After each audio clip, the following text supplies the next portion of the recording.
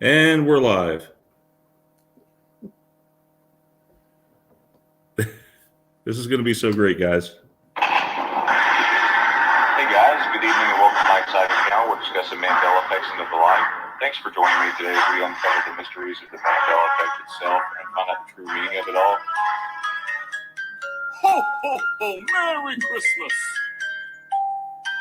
Ho, ho, ho! Merry Christmas! Hey everyone, welcome to the channel. We're talking about Mandela effects, and we have Cynthia Sue Larson who has joined us tonight, who's going to be hopefully help us answer quite a few questions. Hang on just one second here. That is so cool. Love the fractal. It's awesome, isn't it? Yeah. All right, we got Jeff here. Sandy should be returning any moment. Hey, Brian. Hey, Cynthia. Hey, Jeff, welcome. Yeah. Thanks for having me. Yeah, no problem at all. So just a short disclaimer. Before I introduce Cynthia Sue Larson, I want to take a moment to acknowledge that I'll be speaking from my perspective as a Christian, as a follower of Jesus Christ. While I respect and appreciate the diverse beliefs and perspectives of others, I believe that my faith is an important part of who I am and shapes the way I view the world. With that being said, I don't wish to impose my beliefs on others, and I welcome respectful dialogue and discussion with those who hold different beliefs. And now that we've gotten that out of the way, so I wanted to start out, Cynthia. So again, welcome to my channel. Thank you for being our honored guest this evening. We're so excited for you to speak to us and discuss your views on the Mandela effect and our reality. So let me introduce Miss Cynthia to everyone in case you don't know who she is. Cynthia Sue Larson is a renowned author, speaker, and coach with a background in physics, philosophy, and spirituality. She earned her bachelor's degree in physics from the University of California at Berkeley, and later went on to earn an MBA from San Francisco State University. After that, she earned her doctorate of divinity, which she obtained through the internet after decades of doing spiritual life coaching work and performing the occasional wedding ceremony. Throughout her education, Cynthia Sue Larson developed a deep curiosity about the nature of reality and the potential for human consciousness to unlock the mysteries of the universe. It sounds pretty exciting, you guys. And she's dedicated her career to helping others explore these questions and tap into their own true potential. With a passion for helping people live their best lives, Cynthia Sue Larson has inspired countless individuals to embrace their full potential and make a positive impact on the world. And I'm so honored to have her here. This is the fourth time, right, Cynthia, you've been with us? I've lost track, but I think so. We go back a ways. Yeah. Yeah, we go back. Yeah. And I think it was about this time, I think maybe back in 2019. So it's been a little while. Right. Oh, wow. Like it's on the other side of this huge thing.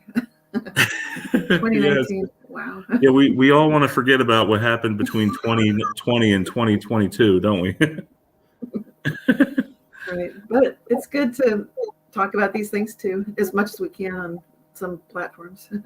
Yes, of course. So there's a little anecdote I wanted to bring up. So, Cynthia, do you recall the spoon scene from The Matrix where the spoon ultimately bends and then saying there's no spoon? Yes. Do you remember that part of the movie? I do. Yeah, he's gone to see I think Neo has gone to see the Oracle, and so he's interested in getting some sort of words of wisdom, and he's in the waiting area with this little child. I think everyone's seen the movie, so I don't think I'm spoiling it.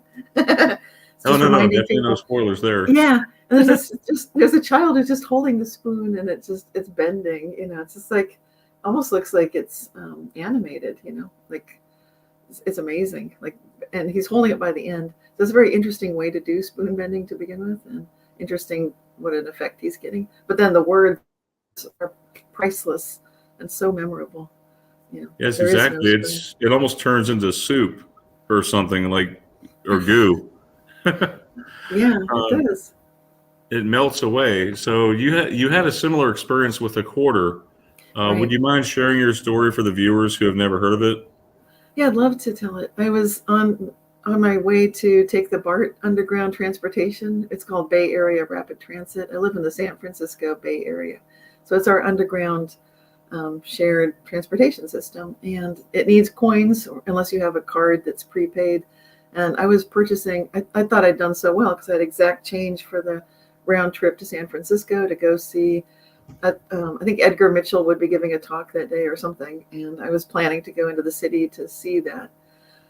But long story short, I could hear the train showing up down the in the underground. Like, oh shoot, I better hurry. So I'm putting my coins in the slot, and as I was trying to put one of the quarters in, it just turned into like mush, very much like what you see when Neo's watching that little boy with the spoon bending, and as I'm trying to keep it rigid, like, okay, quarter, don't do that. And I'm trying to make it, come back together, be like a quarter. But it's melting. It's sort of warm, but it's not hot. It's just like warm and putty and like, now I bend. And then I just could not get it to go through the slot. For some reason, when you talk about a melting quarter, it just reminds me of like Terminator 2 Judgment Day or something, where the adversary, the cop, he turns into liquid metal. So is that like what it was, like a liquid metal? It felt just more like if you're playing with modeling clay and it's you warm it up so it gets soft like that. It wasn't hot, it was soft? It wasn't hot. It felt soft because it was moving. It was just kind of bending at the slot that it was supposed to go into, which it now refused to go into because now it's bent. And I'd never even, whoever tries to do this, until that moment, I'd never tried to push a sort of a. Were you able to replicate that experience or duplicate it? What turned out to happen, then at that point, I missed the train that I was perfectly on time to with the perfect coins. I had more coins in the car, so I ran back to the car, got another quarter. I was feeling like, boy, this is annoying. And because I missed the train that would have gotten me just perfectly on time and a little bit early.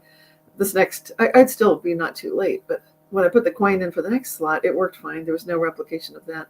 I hung on to that quarter at least until I got across the bridge on the underground. It actually goes under the bay. It ends up in the Embarcadero station in San Francisco. And I actually threw that quarter to the first person who was playing music, a busker, just playing in the subway. And I thought, okay, I immediately wished I'd saved it, because years later that was so cool because it has not happened. That would be like a lucky quarter of mine. I'd have to save it or something. What happened on the trip, right? What happened is I happened to be sitting next to, I entered the train, thought, well, maybe there's a reason I'm supposed to be on this train instead of the other one. And I quickly saw that was the case because there was someone reading a book by Edgar Mitchell. And I thought, oh my gosh, this person must be going into the city to see Edgar Mitchell too. So I said, excuse me, is the seat taken? And got to talking, and turned out that individual was devising experiments to be conducted at the Institute of Noetic Sciences. So it looked like the whole reason, if you want to give it a reason, that the quarter had sort of melted and refused to enter the coin slot properly, had a lot more to do with what, the subsequent interplay of events and the connection that I had with this gentleman and hearing about the research he was doing to look at consciousness of plants, just hooking up sort of a secret life of plants device to some plants. And he did actually conduct that experiment at IONS, and I did get to go visit it later. So the whole thing was quite remarkable, and it seemed significant. Like, this thing did not just happen to annoy me with a quarter, or it'd be like this cool anomaly. I mean, that was true too. But probably the coolest part of it was meeting someone that I probably wouldn't have met. I would have been on a different train, and I wouldn't have had that whole feeling of, there's something going on. I need to pay attention. So I did. And then I saw he's totally reading a book by Edgar Mitchell. That's not a common book to carry on the train. So I talked to him and got to find out a lot more about his work. And the research he was doing with plant communication was really interesting. And the results were really interesting. So I got down like a year or so later, I got to see that. And yes. None of that would have happened otherwise. Wow. So it's almost like it was meant to happen. And there's a lot of experiences that happen in our lives that are just, seem like it's just like either miraculous or just just plain odd, like things that happen in your life. Like I'm in Huntsville, Alabama now, but I think the last time we talked, yeah, we were in Huntsville, I think, at the time. But the first time we talked, I was in Georgia, and so Right. I've been kind of all over. But ultimately, I wouldn't be here if it wasn't for my daughter. So it's just coincidence. Things happen for a reason.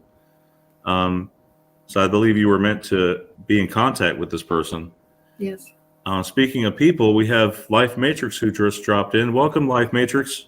Greetings, everybody. So nice to see your smiling faces. Some of you are static, some of you are moving. It's so good to see you all. Well, that's the thing. This thing called life is perpetual. It just keeps going and going. And I wanted to ask Cynthia real quick about that experience. So the thing, Life Matrix, I'm not sure how much you heard so far, but she was explaining about a story about a quarter that melted in front of her eyes. So I wanted to ask Cynthia about how could a physical object like a quarter or spoon, like from the Matrix, how could something like that change right before our eyes? Is there any explanation for it? Have you come into any explanations as to why this is happening? None that would be satisfactory to everybody, like including, those who are material realists.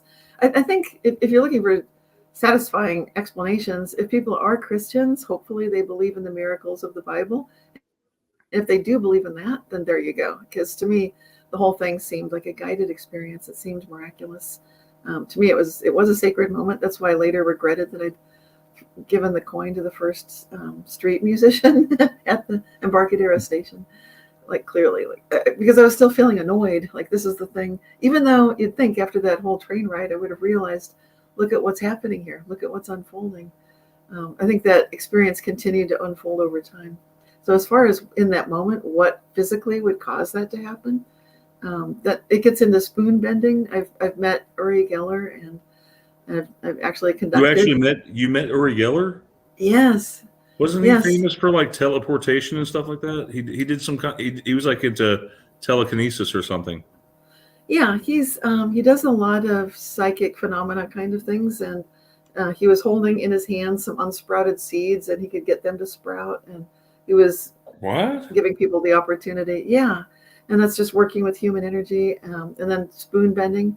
He asked people to bring spoons or things that we could afford to have bent, and so he was doing that. I was curious if you ever witnessed a healing before, like somebody laying their hands on somebody or using their mind to heal somebody. Have you ever witnessed that? Yeah, personally myself, I've experienced that for myself and for others. Yes, both. I'm feeling like I'm being healed right now just by being on this show with all of you and Cynthia's energy. Yeah, it's happening. Yeah. Yay. Awesome. Thank you. Yeah, I'm with you there, Life Matrix. Definitely feeling the vibes, especially this like Christmas and everything like that. Everyone's been in like a good mood, and we're looking forward to the new year, I guess, right? That too? I think so. I think some people are feeling, there's a wide range of feelings, and I think holidays are hard for a lot of people. But it can be very hard. I mean, I was in a holiday funk for sure, just missing my parents and my cat, and yeah, I just cocooned quite a bit actually. That's okay too. It's okay. Well, it's good that you're back in the act again. Life Matrix, you got to get back on the horse, right? Every time you think like you're falling down, you got to get up again. Yeah. You give space for when you're in that place, and I think one of the things I've not practiced as much as I'd like to, but I think I've learned is the more you're helping other people, like get out of their funk and lift them up, it naturally helps you get out of your funk.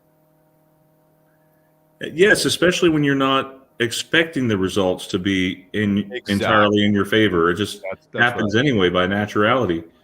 Happens by nature.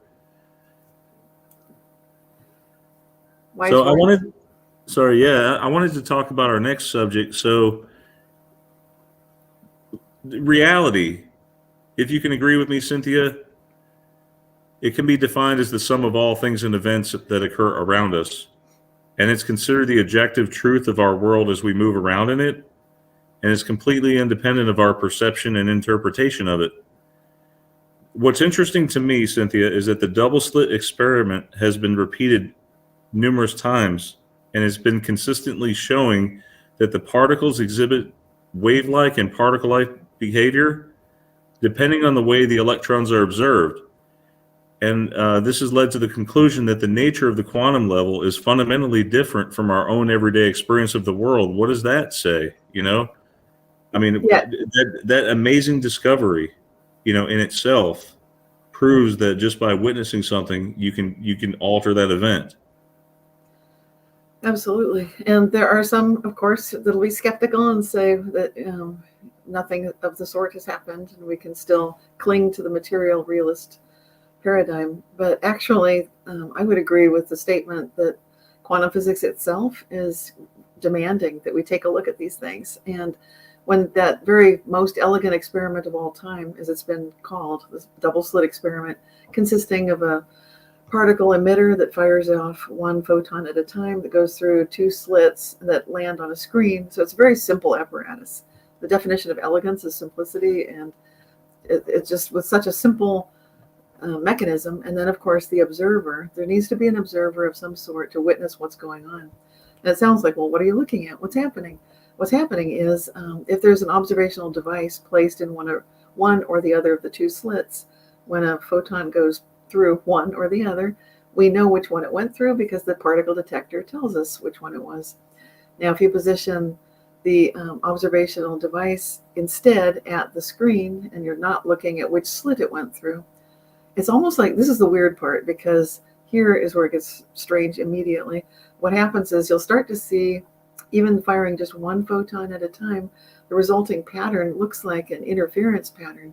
What I mean by that is if you throw one pebble in a pond, you get one set of circles coming off where the pebble went in. If you throw two pebbles in a pond, you get constructive and destructive interference, which create taller and smaller waves. So it kind of creates a pattern.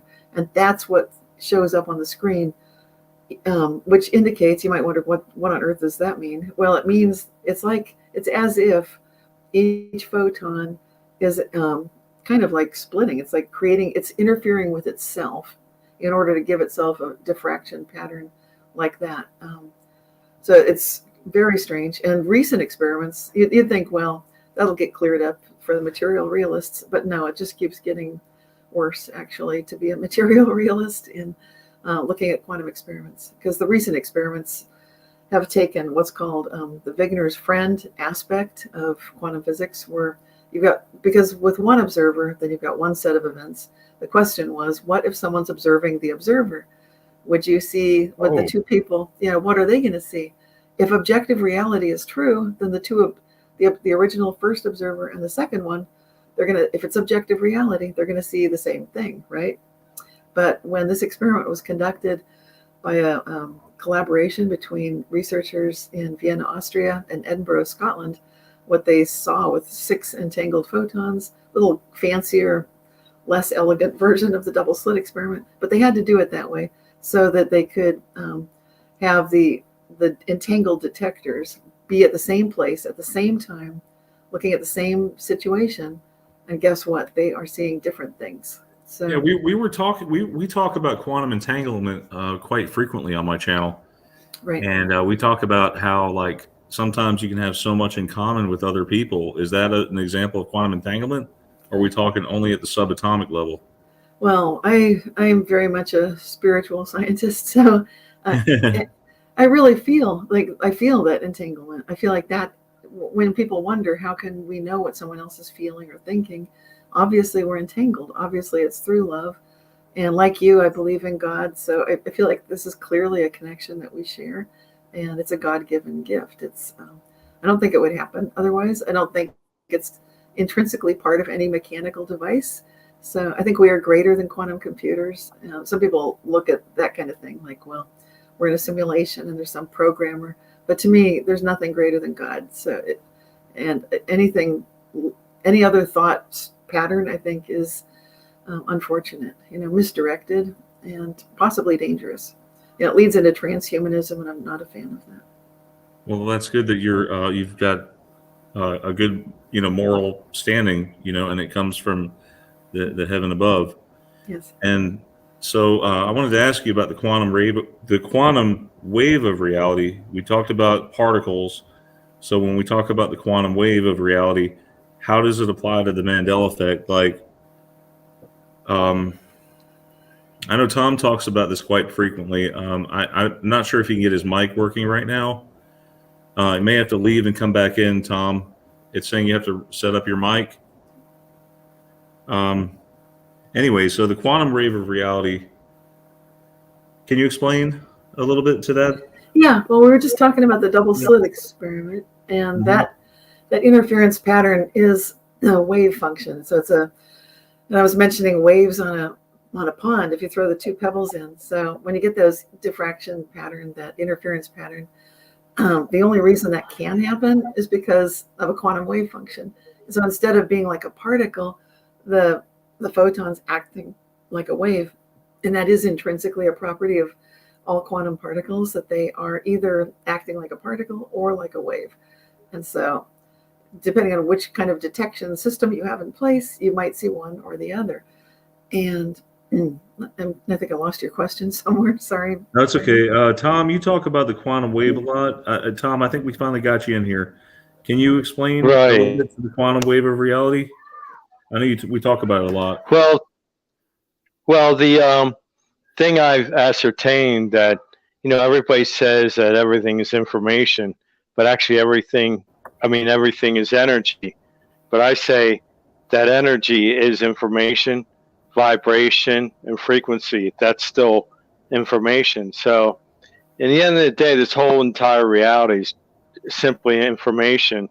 And like in a video game, everything has its defaults. You can't change that, like gravity and basic physical laws. But your consciousness is the one that, and you've seen it proven in the placebo effect. I call faith-based reality, where all these people get healed of cancers and everything else. Yep. And you also see with people having goal sets, they manage to obtain these goals when it seemed impossible. And I can go on, but basically the bottom line is that your consciousness, what you focus on, actually affects the information of reality. And time is also information as well. Yes, I'm with you there, Tom, because I've had experiences where, generally I'm an optimistic person, so good things tend to come my way. But however, I do fall into that funk that that Life Matrix was talking about. Sometimes I do fall into that, and then just sometimes bad news comes your way. It's going to happen in life. So, but for the most part, if you stay optimistic, usually good things come your way, right, Cynthia? I mean, you believe in that, right? Yeah, and it's, again, for me, it's a very faith-based practice. So when I employ this in my own life, I recognize that I just show up and do the things I'm able to do, which might seem very limited compared to what the experience of the environment looks like.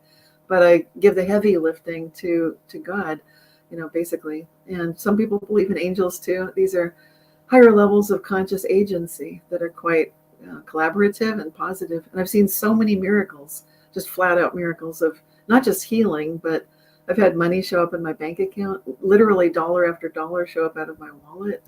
Missing items arrive, like in the refrigerator, like a half gallon of milk land in a closed refrigerator when there wasn't any milk. I've just had no end of miracles, so many that can't even name them all. A flat tire was fixed when I was still in the car. Just wow. Miracle after miracle after miracle after miracle. So you can. But because I study physics, then I look to physics, like, okay, physics, how are you going to explain this? And frankly, I haven't yet seen anything to properly account for the kind of miracle-mindedness that, this mind-matter interface possibility that we all have. And getting back to your question, staying positive matters? Absolutely. My favorite question is, how good can it get? Because it's a guiding question. It's actually a battle cry. If you want to know the truth, it's because you might think, well, that's a Pollyanna thing to say. It's really meant to be for any situation. Like Archangel Michael says, who is like God? well, this is a battle cry too. It's how good can it get? And if you really believe in God, then obviously where does it take you? It takes you to God. And so it's actually a divine call to bring in highest level order into any chaotic system. And that's the key, to find order out of chaos. And it's always possible. Yes. Cynthia, in one of your books, you talk about this thing called quantum jumping. Yes. For those who are unfamiliar with the subject, can you briefly describe what it is? Okay, so it is actually describing something that's physically viewable phenomenon. So a quantum jump, as originally the term was coined, had to do with an electron, for example, in orbit. Or if you remember chemistry class or science class, if you ever took one, you might remember there are protons and neutrons at the center of the atom, and it's like, in the very center. And then these electrons are in orbit, spinning around at really fast speeds. And when they have a certain energy shell level of energy, then you can find that electron at a certain distance from the nucleus. If the electron gains a little bit of energy, it can make a quantum jump to a little further out orbit, so it can kind of get a further escape velocity. This looks a lot like a planetary model. So like you need escape velocity to leave the Earth. If you're leaving the nucleus of the atom, then you need a little bit of extra energy to make that jump. And I say it was visible to the human eye, and I mentioned this in the book Quantum Jumps, when some scientists were able to see, I think in the 1980s, with their naked eye, they could see a flash of light given off, Wow. which is energy expended when the jump was happening from a higher energy level orbit to a lower. And the fact that quantum jump was visible, what that means is the quantum particle, which is the electron, was able to teleport itself. Okay, admittedly, it's a very small distance, but it was visible with the naked eye to see a flash of light when that little jump of energy happened. Yeah, And because so, some things move at different frequencies, especially light. right. So there's that visible light spectrum that scientists talk about, and then you have the ultraviolet, which is like I guess it's too intense, you can't even see it. I guess the frequency. It goes beyond violet. We can see Goes red beyond through that? violet. We see the rainbow. So we see red, orange, yellow, green, blue, indigo, violet. And then right now, that's where our vision stops. Our vision apparently has been widening a little bit. So who knows? We might start seeing into that ultraviolet at some point. But right now. I heard people talk about this in the Mandela effect community. So supposedly we can see better in our peripherals now than what we used to be able to. Is that true? I mean, peripheral. You can do this with your fingers Peripheral and see vision? where you can check where it is. Oh, you mean the purple vision? No, peripheral vision. Yeah, like you can see peripheral. wider angles now without turning your eyes. Yeah, you can test yourself right now. Just do what I'm doing. Just use fingers. Just Wait, take them. sorry, what? I can't see what you're doing. Okay. Oh, you can't see. Well, I've just got I'm wiggling fingers right by my ears and just wiggling them. And I'm looking straight ahead. I'm not cheating. And with and then I move my hands back as far as I can to see where are they. And then I can bring them in and see. Yeah, you're right. It's a little behind my ears. I think you're right. Because I don't think it was behind my ears before. No, it wasn't before. And there's no way there's no explanation for why peripheral vision would get better, but it fits the Mandela Well, maybe it has effect. something to do with our eye sockets. Our eye sockets are no longer hollowed out. They're more solid now, solid bone behind the eyes. Yeah, these physiological changes are interesting. They seem like maybe they're improvements, and I think better peripheral vision is quite an improvement. It's pretty cool. That is pretty cool. I'm anxious to see where we go from here. Now, so when it comes to quantum jumping, I meant to ask, is there any way we have any control over it, and how we quantum jump or is that just what happens without our knowledge? Do we have any control over it? In other words, and why do some people jump into realities full of pain and suffering while others jump into realities where things are better and more beautiful? How could people be having such different experiences? And are there any pitfalls that we should avoid when doing quantum jumping?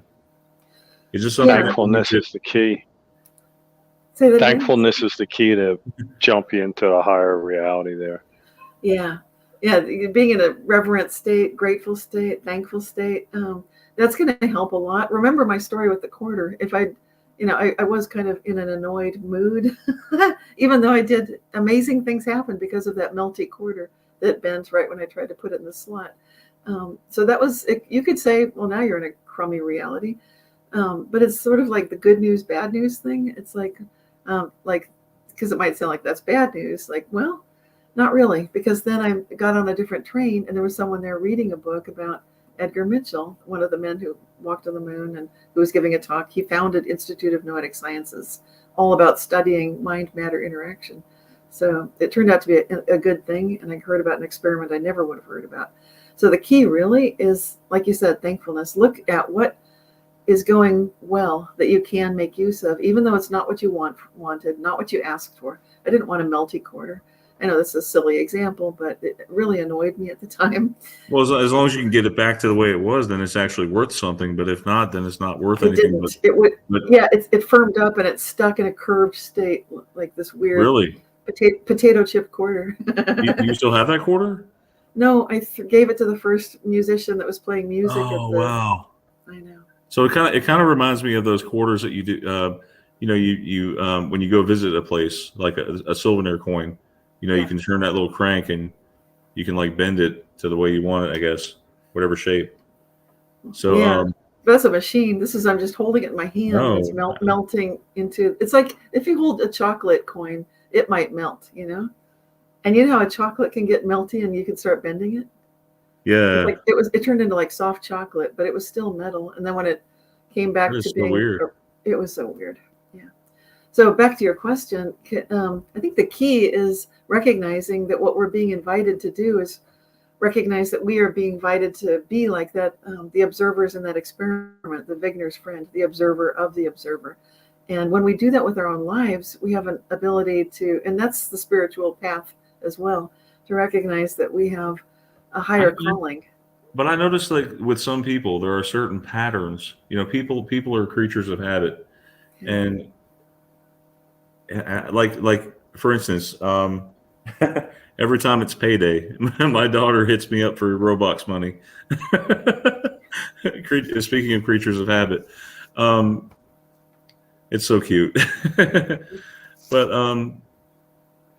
there are certain people you run into like throughout your daily life, and there's certain patterns. You know what I'm talking about? Like, I don't know. It's hard to explain. Has anybody ever come across a pattern in their life of different people?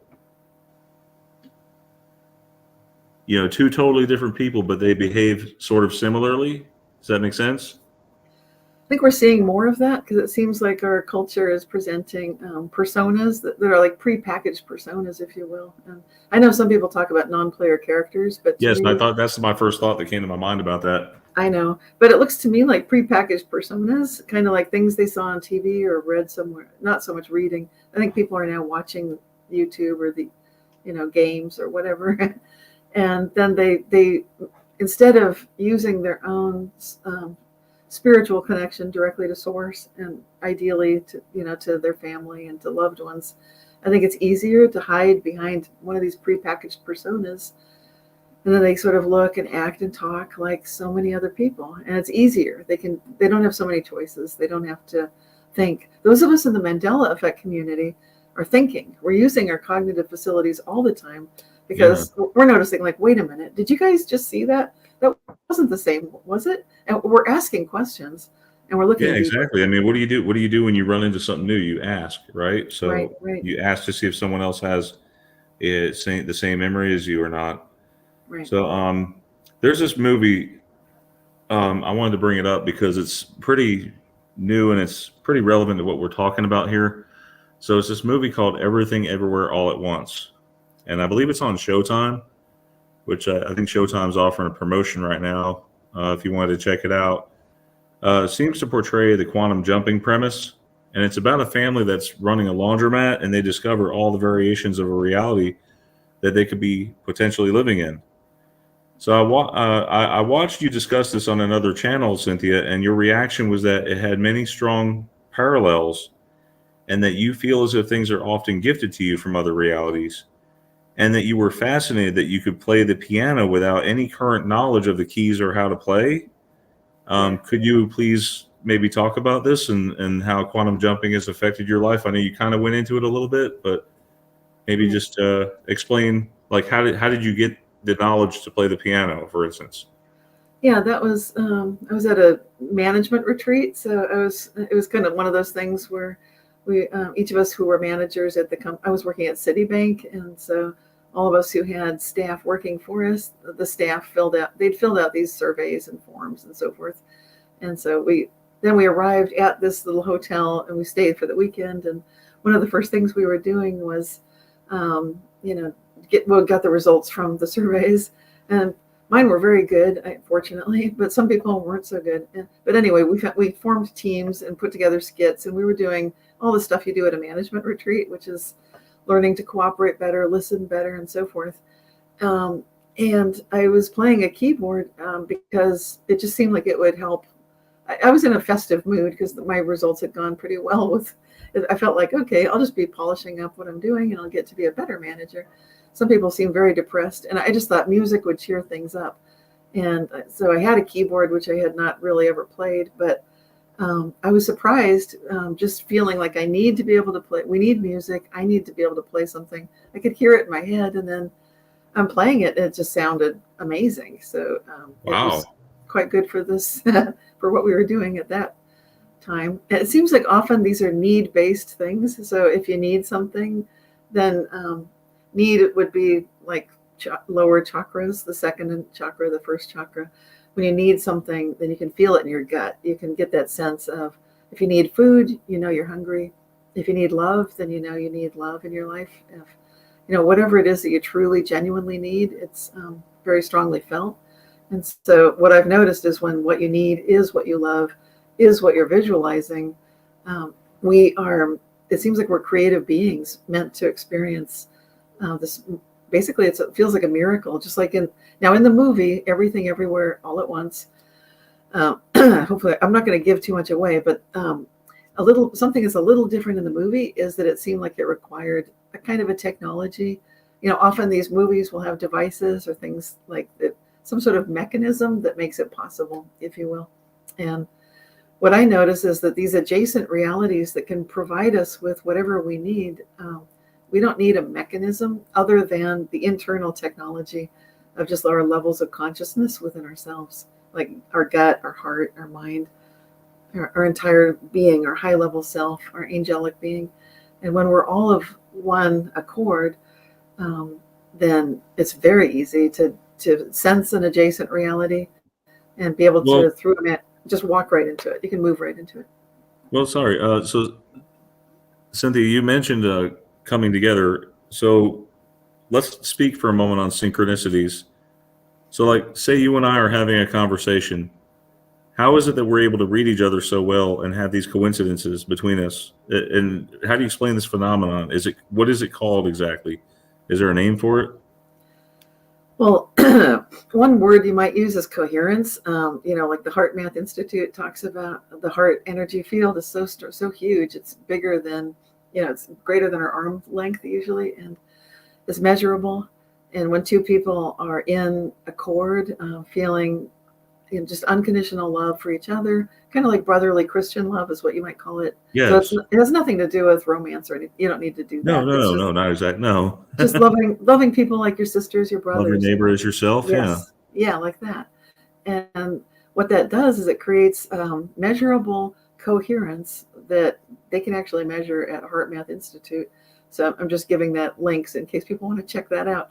But if you don't need the devices either, you can actually feel when you've got coherence, because you feel like there's no interference. It starts feeling like there's no noise in the connection, and you're genuinely wishing the best for someone else with full trust and faith that they're doing that for you. Sometimes people don't, but let's not get into all that. Let's just start with a simple case where, hopefully, yeah, you can trust that they genuinely are wishing the best. Maybe they told you, I'm a good Yes, Christian. I think you just said the key word right there is genuinely. Yes. If we all would just adopt this personality, like we can be more genuine in our lives, it just has so much of a bigger effect on how we live our lives. Right. As long as we be genuine to ourselves and other people, we don't have to wear this fake persona.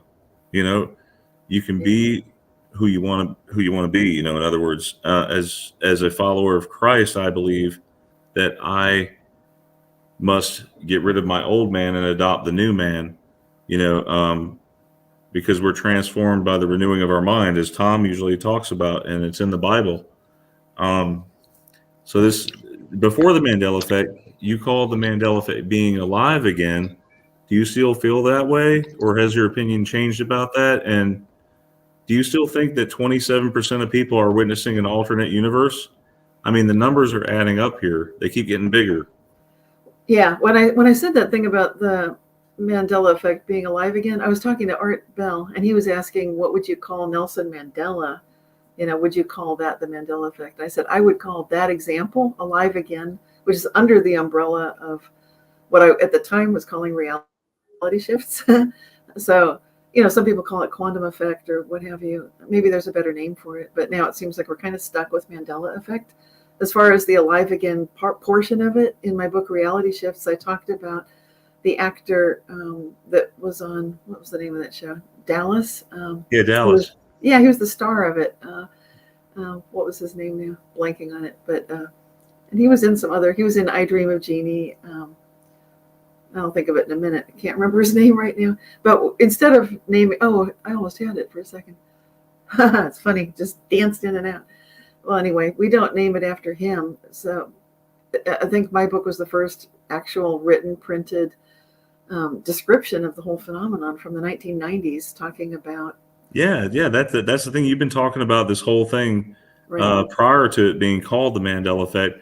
Now, Jeff, who's with us, has felt, and many of you guys in our audience have felt like that something has changed before even hearing about the Mandela effect. So some things were off to you. Like I know for me, it was off in like 2013. Things felt different for me. So 9 years ago, Cynthia, you did a video on how to spot deja vu and a glitch in the matrix.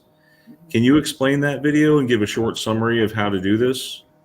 You've been at so many conferences and you visited so many people and read so many different books. And as a result, like, have your beliefs about what could be causing the Mandela effect changed? Has anything changed for you? Like your beliefs toward sort of a root cause, I guess? Yeah, I think it's sort of a wake-up call for humanity. I think we're being called to be observers. So I feel more certain of that as I just see some of the signs. You could call it biblical and revelations. You could even look at indigenous wisdom and recognize that they also have been recognizing that extinct animals would start returning, that kind of thing. Really? Yeah.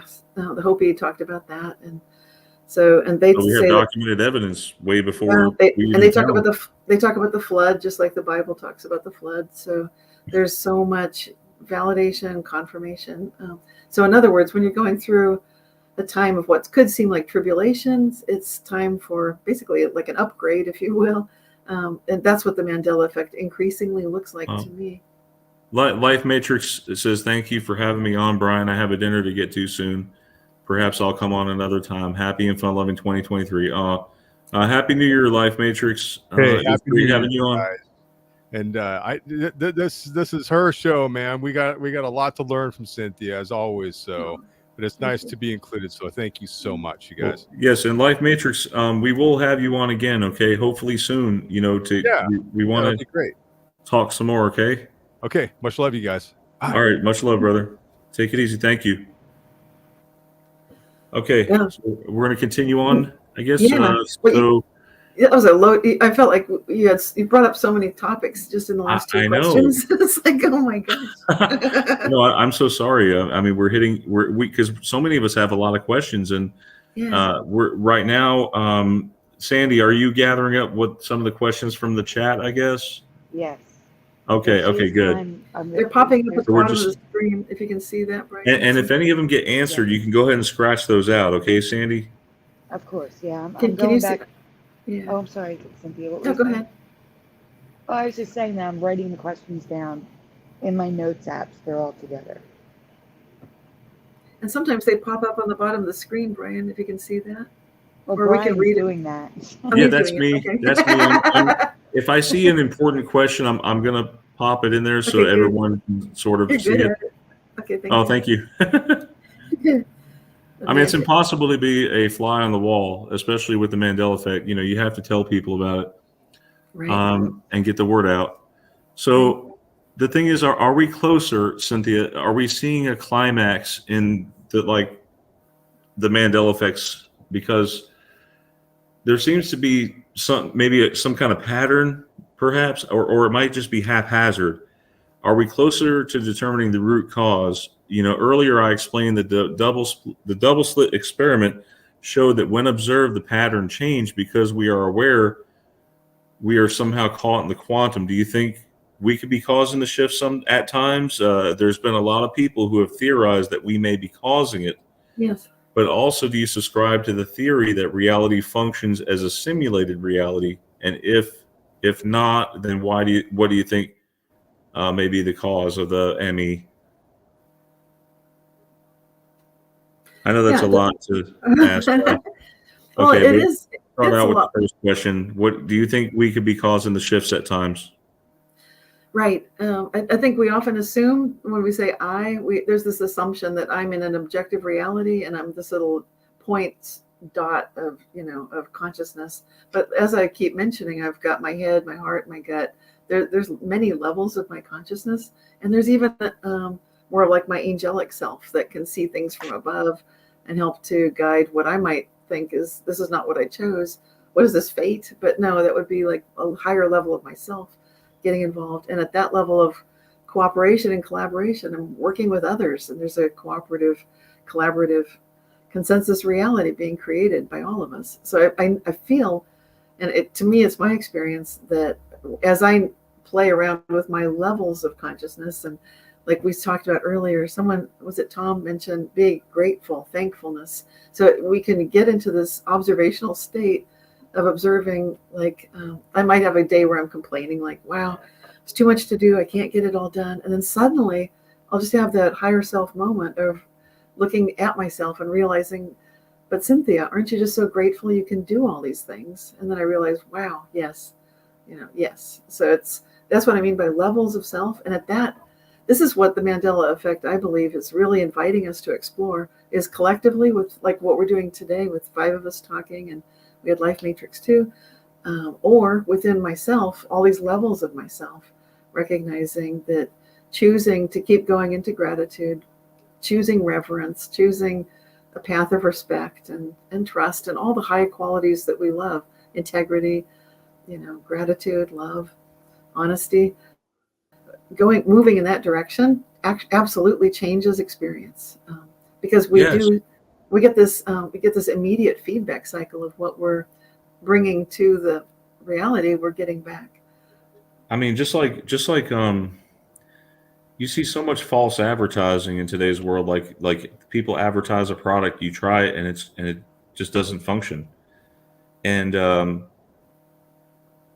but when you find a product that works, it's like, wow, this is truth right here. Yeah. So definitely being more honest and open, causes more people to notice you, I guess. People rather can feel than it. being Yeah. Yeah. So like, here's the thing, there's a phenomenon that we talk about when you speak to somebody about the ME and their memory seems to match your own, but then they change their tune when they're presented with the evidence of the way it is now. Is there a phenomenon? Because right now we're calling it the Smith effect in our community. Right. Because it's related to Agent Smith from the Matrix, how people are changing to these Agent Smiths, I guess. I don't know. Tom could probably tell you more about that, but how do you suppose something like that happens, i.e. a quantum correction of some kind, or is it an update on a quantum scale? I mean, what are we talking here? What is this phenomenon that have you come across it frequently in your circles? Sometimes I'll remember something both ways. So I've had that I've been caught in the middle and feel like, oh, this is what it feels like. Like I remember it both ways. Like I'll have a memory and I'll see the factual evidence and like, but whoa, now I've got both. I can actually feel both. So you can, like Evan Maitreya, I think he talks about, like with songs, you can choose what you want to hear, phenomena. And we, on International Mandela Effect Conference, we had Roger Marsh, the author, on talking about reality bubbles, truth bubbles, and all these concepts are interrelated because what they what they start bringing in is you and I today, Brian, we've been talking about coherence, like heart to heart. So when you get an entangled group of coherent people, you might have a whole group of people that collectively then, without knowing that they've done this, they see that they have that same shared set of past memories. Maybe, I don't know, Berenstain Bears, Berenstain, whatever, but they agree on what it was. And then this other group doesn't. But the interesting case is these people, like you say, they're sort of on the edge. It's like you thought they were with your group, and then suddenly they've defected. It's like, and it's like, what happened here? So the Agent Smith thing is from The Matrix, of course, where that character, nefarious, up to no good character is just. Well, like I know there's this thing like there's groupthink, Right. where Yep. people are in a group and they're talking about a subject or a topic, and so they kind of have similar feelings toward it, and so they all thinking sort of the same. Right. But then you always have I guess in the group, there's always going to be like a devil's advocate, I guess, in any group. Well, there's an idea of minority influence on a group, and that's the strength. We in the ME community, when we go out to our neighborhoods or families, because usually they're not all Mandela affected, hardly ever. But then when we're out, well, I mean, that's what I notice. It seems like everywhere. I mean, if I question people, they'll admit that they have seen reality shifts. But if I get rather animated about the topic, and then they'll back up away from me. My neighbors will, like, okay then. Because they're not quite as fascinated with it. Cynthia, I have a joke you can go around asking people if you want. So how do you tell the difference between ignorance and apathy? Or what is the difference between ignorance and apathy? I don't know, and I don't care. Exactly. That's hilarious. Yeah, because I could feel it. Yeah. That was coherence right there, because I'm like, oh, I got it. Yeah. So you never heard that joke before, but somehow you heard it in like maybe in an alternate reality. Right. Yeah, exactly. That's awesome. Yeah. So some people are just less curious than others, and some people are not even curious at all. And to me, this is the most fascinating thing on the planet. As Tom says, it's the greatest show on earth. Yes. The Mandela effect. So to you, is it a positive thing? I know you've answered a lot of these questions already in your videos and conferences. In case some of you guys are curious, Cynthia has this whole big channel, so please check it out. I'll be linking it in the description. But for those of you who don't know you, could you please explain how everybody seems to be moving to a higher frequency? Do you know the answer to that? Is there an answer? I can't say I know the full answer to it. I would, I've got a feeling about what's going on, and it ties in with, again, these prophecies from the Bible, from indigenous people around the world, that this is a time that we were looking forward to, a time of great transformation, challenge, and change. So whatever you want to call that, could feel like the world is ending because there's so much chaos happening. But to me, this Mandela effect, it is the greatest show on earth, and it's not a clown show. It's meant to show us. No, not at all. You think about it's the opposite. It's bringing, it gives us a chance to bring order out of the chaos. Truly, it does, and especially when we keep focused on the positive and the gratitude. And I love to ask, how good can it get? Because it's a guiding question. So in that moment when the quarter melts in your hand and you're annoyed, you can remember, well, how good can this get? And think, this is awful. But then keep your eyes open, because you might find, like, what's the reason for this delay? Now I'm on a different train. Or, what's the reason for this pandemic? What's the reason for all the grief, all the crisis, all the hardship? And I've had long COVID, so I'm not making light of anything. But there's good. There's a silver lining in everything. And when you say, how good can it get? You're absolutely, it is a battle cry. And you're calling forth the highest level of order out of any degree of chaos. And that, I believe, is what the Mandela effect is truly ultimately offering us, collectively and individually, in each of our own private lives. Absolutely. So we're talking about string theory. I know this is a theory. It's not been fully proven yet, but I read some books on it. And according to string theory, the fundamental building blocks of the universe are not particles, as previously thought, but rather one-dimensional strings that vibrate at different frequencies, giving rise to the various particles and forces that we observe in the world around us. And there's that theory, there's that, right? And then there's another one based on pixelated tetrahedrons. What in the world? Aha, the amplituhedron. Oh, And that one's got string- legs. I think we're going to see a lot more of the amplituhedron. String theory's been around for a while now, like decades actually. But I like the tetrahedrons. It just kind Yeah. of brings gaming into the concept now. and what's going on is they're trying to bring together what seems impossible, quantum and gravity. They're trying to bring that together, and how do you do that? And so any theory that can bring both the quantum and the relativistic together like that, if people are wondering where do these theories come from, that's what's going on. So they're looking at all these many dimensions that are required, like, well, we need 10 dimensions at least, or 11 dimensions or whatever for the string theory to work. With amplituhedron, also it's mathematical, but it's going to require us to understand math in a whole new way. And so it's a geometrical. I was kind of curious, Cynthia, if you've ever came into contact with a quantum computer, if you've ever seen one in real life. Not in real life. I've seen pictures, and there's some Yeah, me websites too. to check out. Yeah, but I haven't actually yet seen one. Some But people believe that the Mandela effect might be caused by quantum computers because they're, as we've heard on TED Talks, what's his name? Rhodey? What's his name?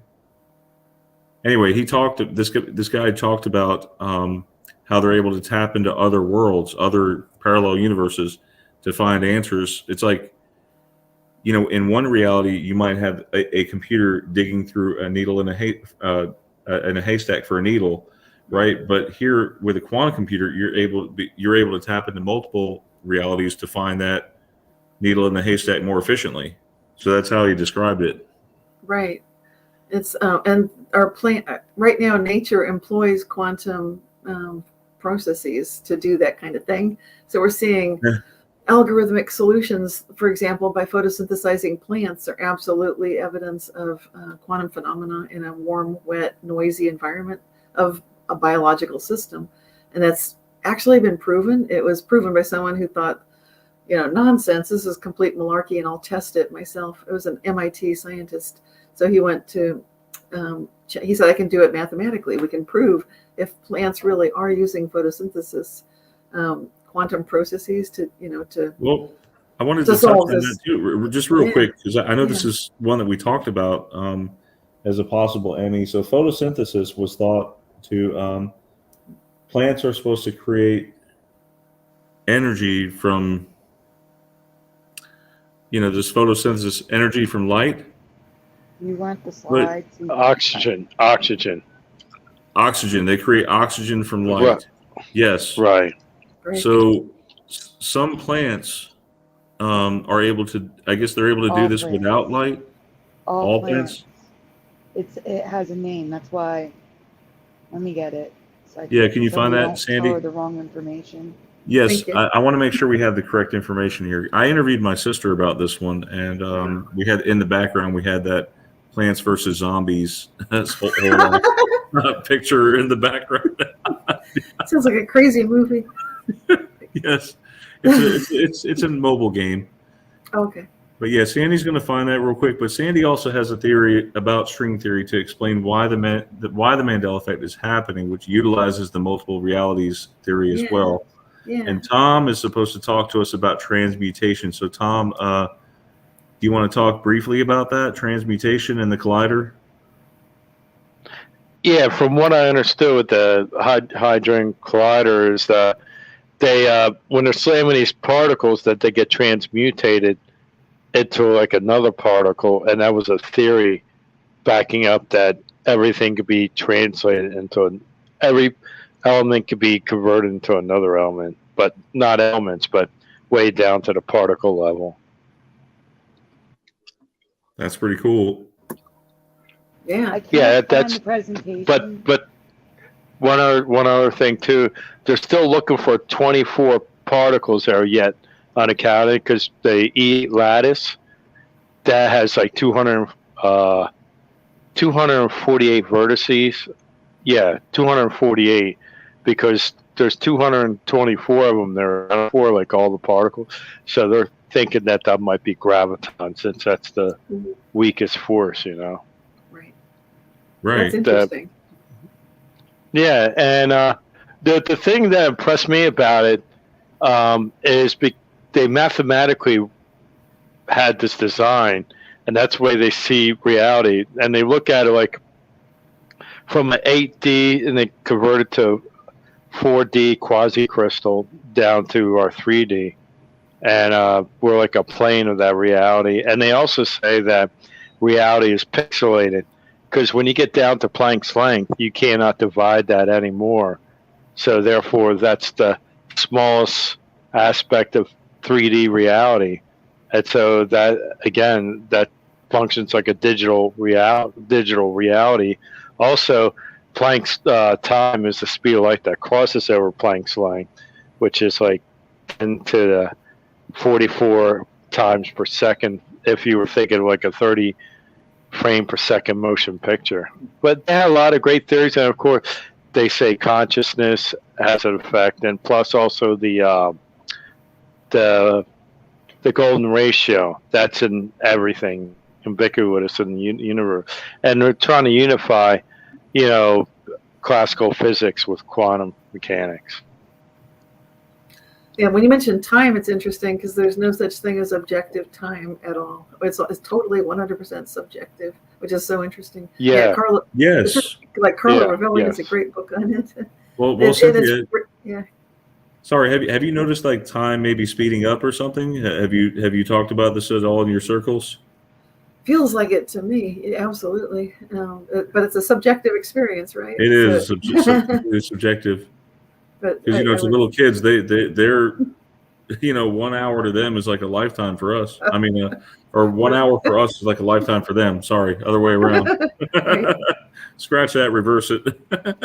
I think Sandy was saying something. Yeah, Sandy has something. Yeah, Sandy, go ahead.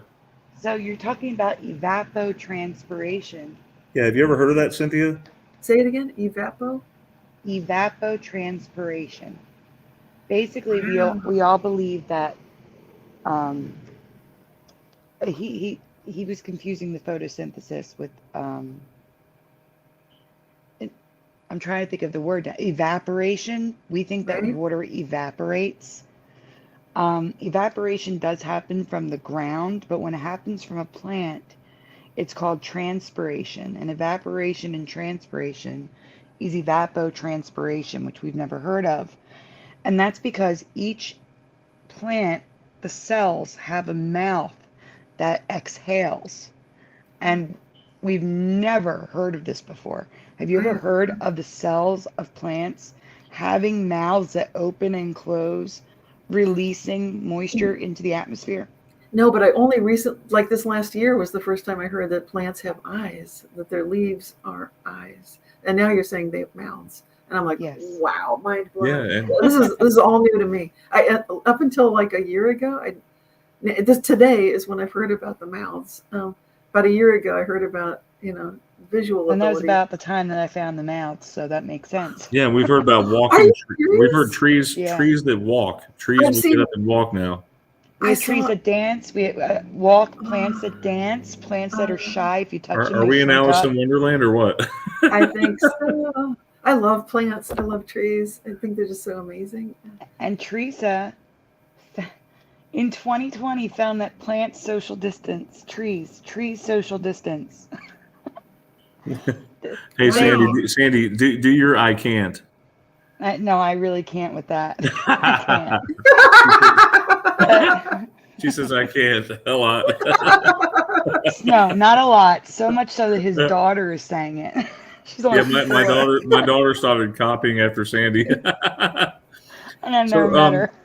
In your book, Cynthia, okay, to stay on topic here. So in your book, Reality Shifters, you suggest that these shifts in reality may be related to quantum physics and the idea that our thoughts and our feelings can literally change the physical world.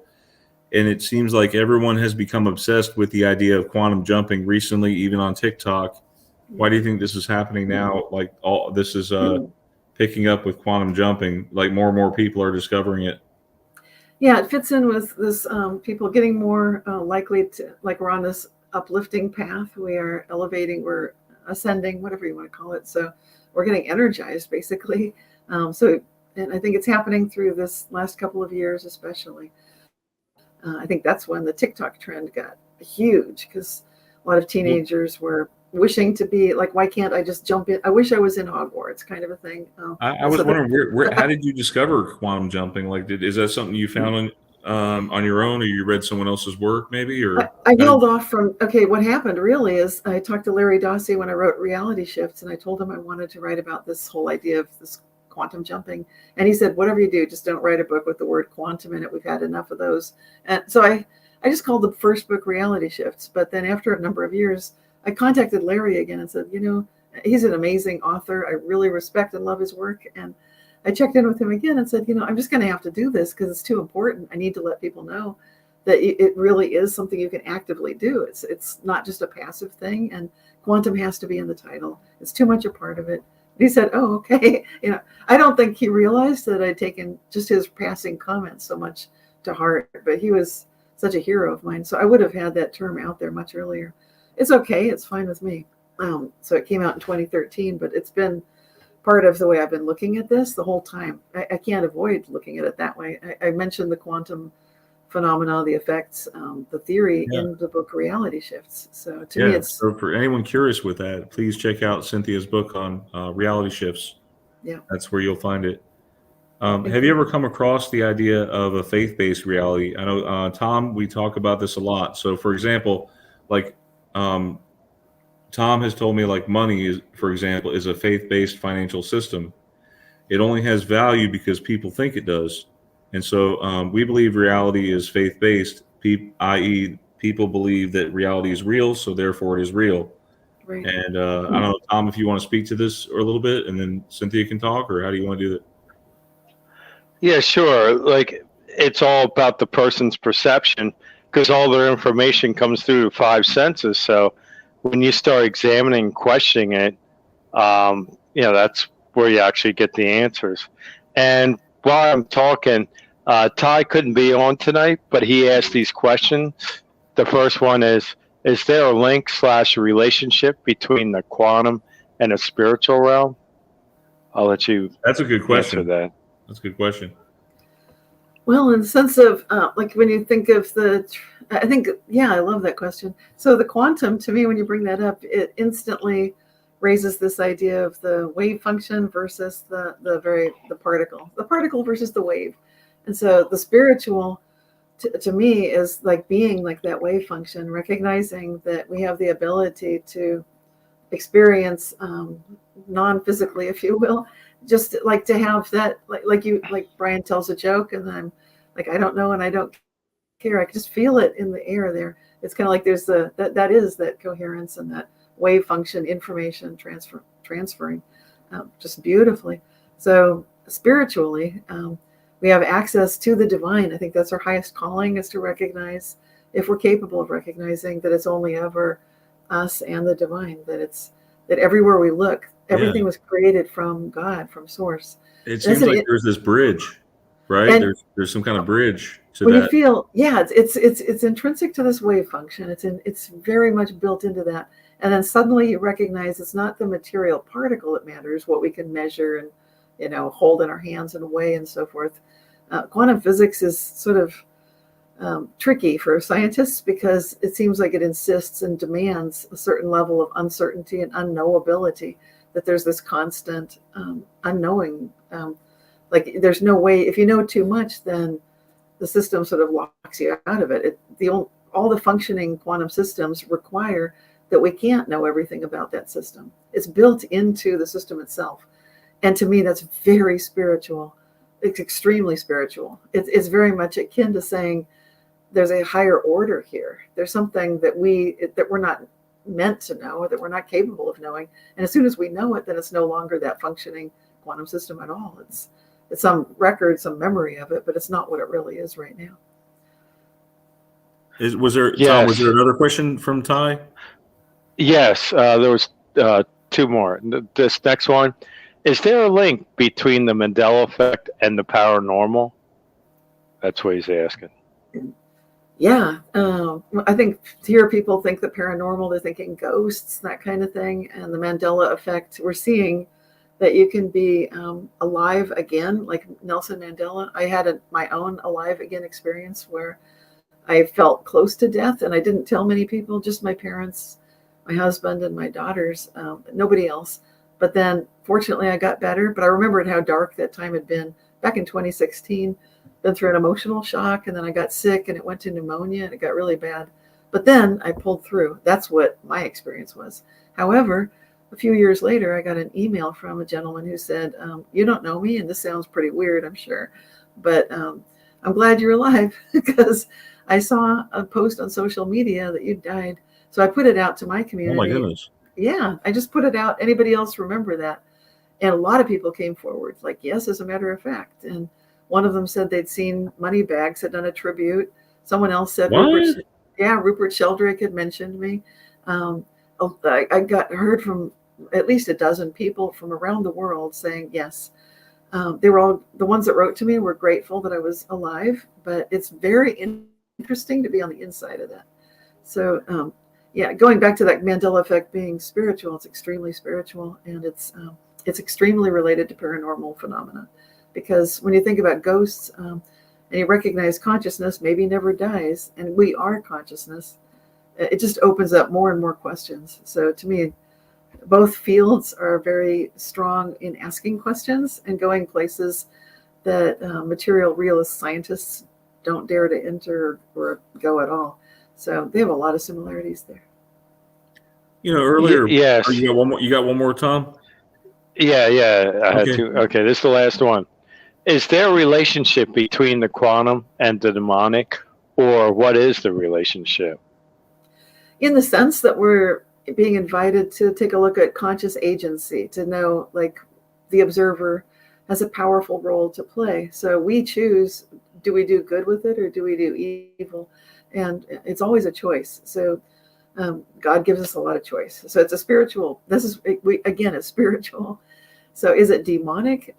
Only if people or sentient beings choose to go down that path of short-sightedness and narrow-mindedness, and just basically choosing attributes that I personally don't hold a lot of high esteem for. I prefer honesty, integrity, love, compassion, reverence, all these higher level things. But if you choose lesser things, then you can still be a conscious creator. You can get short-term results that may look promising, perhaps. I do not recommend that at all. So is it related to quantum in the sense that it's the consciousness connection? Yes. You mentioned in one of your videos that the Mandela effect usually occurs in the peripherals of our mind. And I like that. I like how you described that, Cynthia. And we talked about this before, but for our new listeners here, and for many people who hadn't seen that video, earlier we talked about how our peripheral vision has sort of increased, maybe due to the Mandela effect of the physiology we talked about. So, like, when you say the Mandela effect occurs in our peripherals of our mind, what do you mean exactly by that? Well, for me, I'll just give a Mandela effect example. I've known Costco ever since, I don't know, the 1980s roughly, when I first started shopping there. And then at one point, I didn't really have time to look into it, but I was very annoyed to see, my goodness, they've changed their name and it's totally a step back. It lost the T, it's Costco. Like, what are they doing? That's so stupid looking. I mean, that was just what I'm thinking, but I was always noticing it when I was too busy to do anything, to do a double take or I'm driving past, or I see an ad. I do a double take, like, really? There's no T. What are they doing? But at those moments, I always had too much else going on to properly study it, to really focus fully on it. And then I thought, when I did have time to look at it, then it was back to Costco. But I knew I'd been seeing. Why would I imagine that it was Costco? And I wouldn't have thought much about it, but other people mentioned it too. So I noticed that as well. I noticed it went from Costco with the T to without the T, and now it's back. Right. So just like that Houston, we've had a problem. Now it's Houston, we had a problem. I was going to say it's now just it's back like the way it was. We don't have Costco's here. We have BJ's, and my whole life it was BJ's Warehouse. And now it's BJ's, I don't even know the name, it's completely different. I'd actually have to look it up. But that's the same thing. The entire name changed. I'm going to get the name of it. Wholesale Club. It's BJ's Wholesale Club. And always has been. Yet I found signs I found ads, I found comments of BJ's Warehouse, just like I remember it. Where is That's that? crazy. What? Oh, I'm in the Northeast. It's along the East Coast, Okay. but it's the same thing as Costco, just a different company. Yeah, totally. Oh, wow.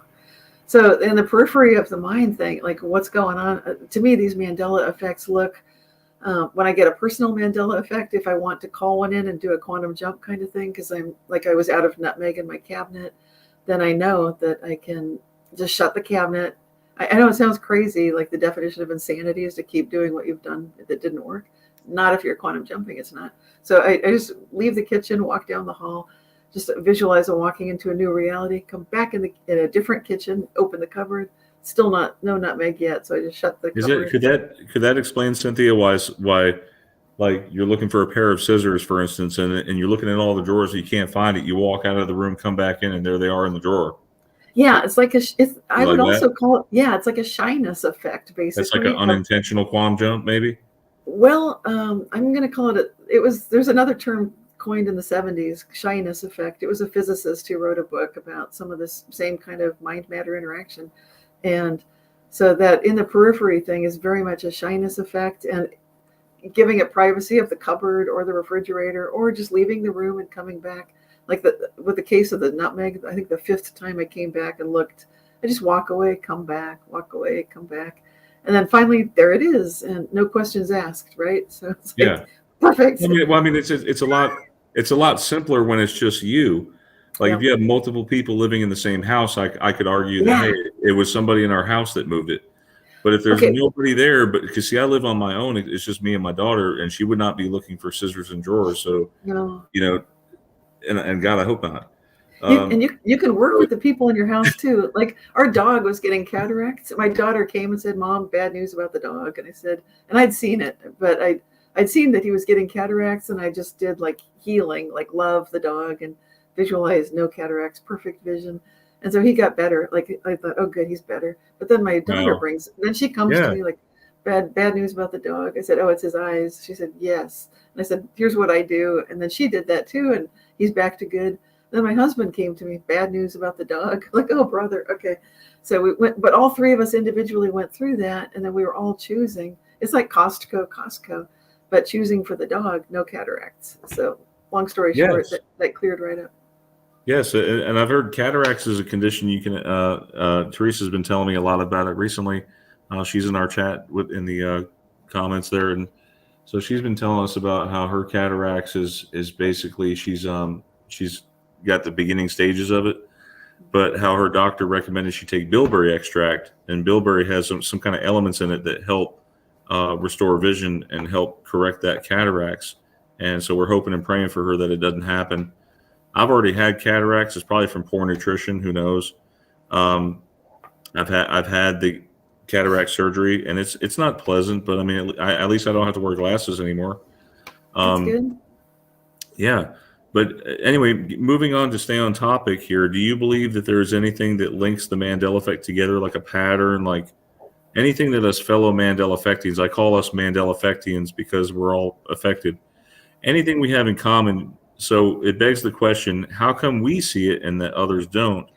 And what is it that we have that others don't? What is the common thread here? And I think that's what we're all here trying to figure it out, amongst ourselves. Yeah. Some people talk about the 44,000 like in the Bible. I really don't know. Do you have any answer to that, or do you know? I think we do.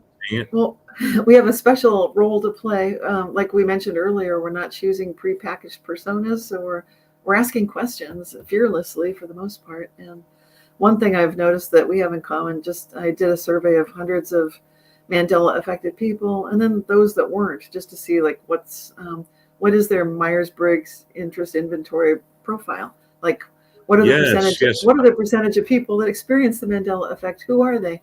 And what's interesting is 75% of the Mandela affected people are intuitive feelers, and that would be the NFs on the Myers-Briggs. So you could be an introvert or an extrovert, and then N would be intuitive, and F is feeling.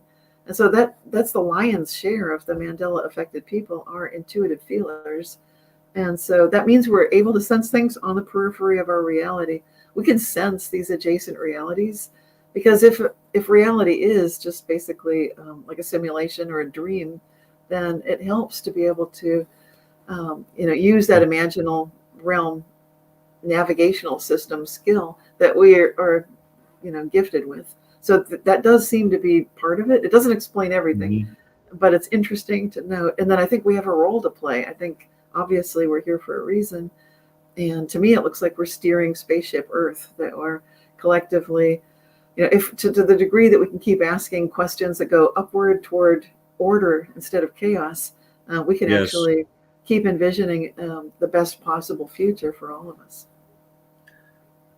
I do see that, Cynthia. I mean, because we definitely don't want to go to a lower frequency. No. We always want to be looking for the good in things. Do you think that the Mandela effect is a symptom or a side effect of a much bigger problem? For example, I know you talked about this where we move from a higher dimension to a lower dimension, like a dimensional collapse, maybe possibility of the higher dimensional space collapsing into a lower one. So do you think it's a side effect of a bigger problem here?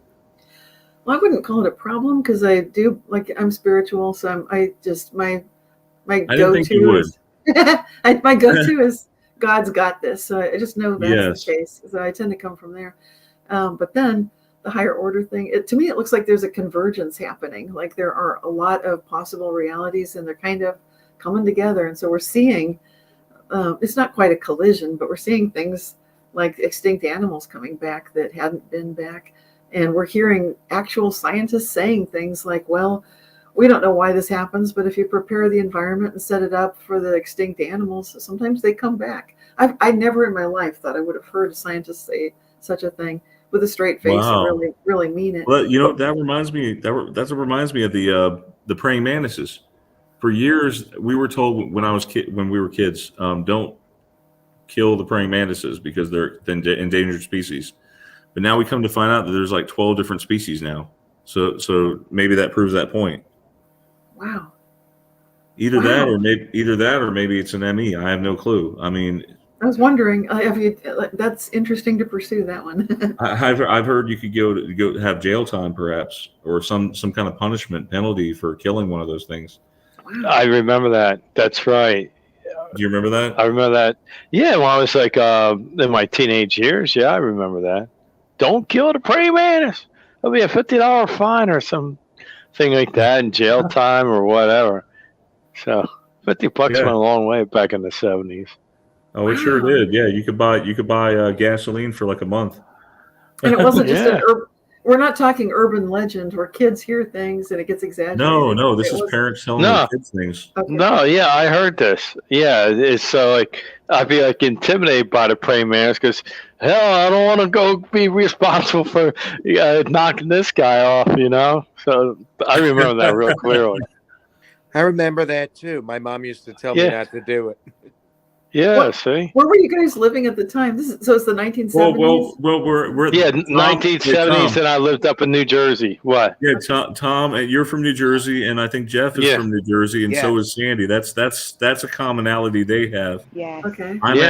I grew up in Long Island, New York. When up until I was 12, I lived there. I did. Well, you were kind of close. I did a survey in Teresa's group in 2020. I left the options open for them to add options, but the number one thing that linked everyone together who took the survey was, and I'm going to read it word for word. So, I have had something happen in my past that could have killed me. That was the number one reason, followed by, I spend a significant time, 10 plus hours a week, alone. The next one is I am a night owl. And the next one was I have a chronic illness, permanent disability. Those are the top 4 reasons that people selected from the poll, 445 votes. So the number one was, wait, hold on. You said the number one was what? Number one was I have had something happen in the past that could have killed me. like a near-death experience or NDE. Yes. I think we talk about that a lot in the community. And number 2 was we're loners. I spend a significant time alone, 10 plus Well, hours per week. I watch for what's on Netflix. However, I don't watch a whole lot of TV anymore. If anything, I'll turn on I think YouTube that's a and link watch. as well. Many in the community do not watch TV as much as they used to. I watch YouTube. It's more interesting to me. I Same. learn Me things on too. there. I don't watch TV. Yeah, exactly. I don't watch TV. I never watch TV. I just watch YouTube like Brian They does. don't call it the boob tube for nothing. I You- really believe Cynthia. that's something to do with Yeah. it. It's the idiot Cynthia. box. Cynthia, so to stay on topic again, so do you think this whole thing could be biblical? And I know you talked briefly about that earlier. So recently there's been certain current events that seem to be correlating with the end times passages in the Bible, like what happened with the change from Isaiah 11:6. It used to be that the lion would lay down with the lamb, and now it's the wolf shall dwell with the lamb. And also in Revelations 22:10, it says, "And he saith unto me, seal not the sayings of the prophecy of this book, for the time is at hand." And it used to say, seal the sayings of this book until the end times, or something to that degree. Anyway, that's a complete change to me. And the change from transgressions to trespasses, and now it's forgive us our debts as we forgive our debtors. What do you believe is the significance of this, and why would the Mandela effect change our Bibles? Do you believe it has anything to do with the AI making changes or edits in reality? Or, I mean, what do you think is going on here? Gosh. I know that's an overloaded question. What is the significance of the biblical changes, the biblical aspect? Because some of us, there's quite a few of my listeners who are Christians and want to know the answers to some of this stuff. How do you feel about this? Like the Bible changes in particular? Right. Well, I guess the question for each person to ask when they notice this for themselves is, what's the gift in this? Where's the silver lining if this is changing? What could be coming good from this? That's what I would ask. And I don't know what the answer. I think it's a very individual answer to that, because it's such a deeply, I know. Someone's relationship to their Bible is very personal, and that's their religion. So, Absolutely. for me, I've had some of these affect me. Like the I don't remember a wolf laying down with the lamb. That's some of these are just. There are some other ones too.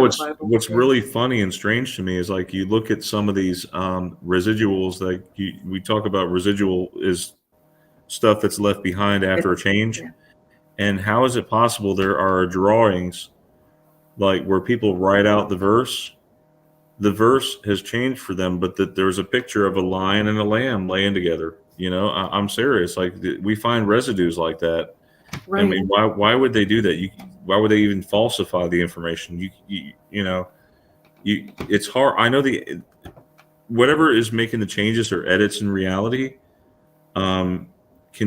I found my own handwriting to change when I was hand copying the Bible, and my handwriting changed, and it spooked me.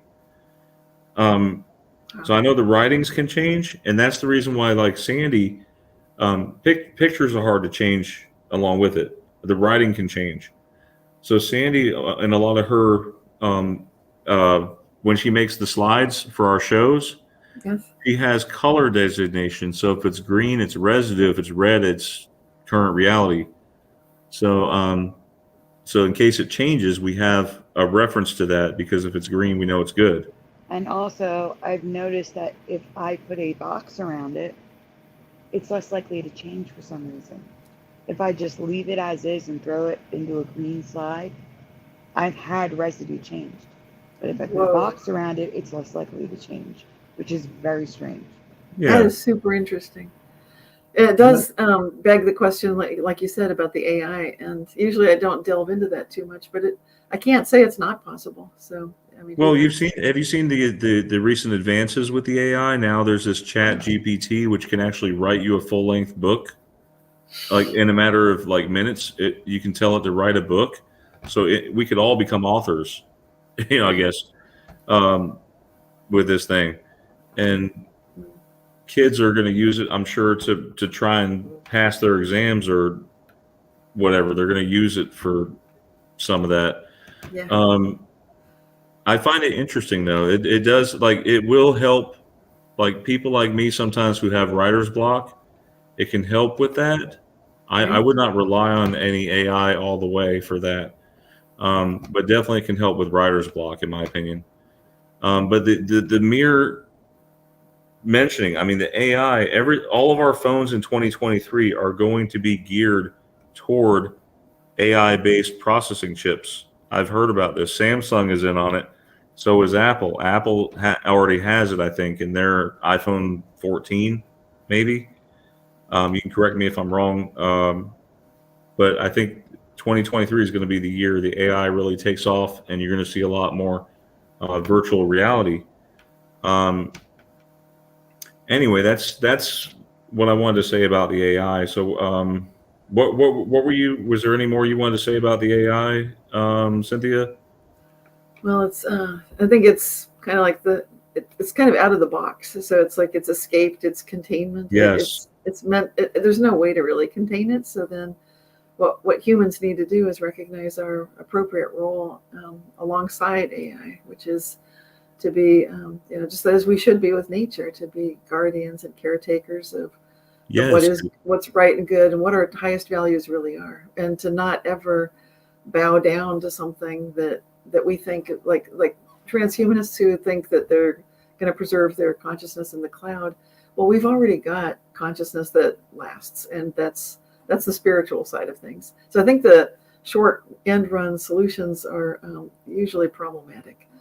I have deep concerns about that. Probably the thing that fascinates the most, about you for me is that you're into science, but you're also into spirituality. It's almost like you, because you have some people that delve into science so much, it's like they lose touch with God, but you still maintain that, and that is awesome. Oh, thank you. Yeah, I appreciate this conversation, and this has been a great dynamic time with all of you tonight. Yes, it's really awesome. There's some effects. I've listed some of the major changes right here.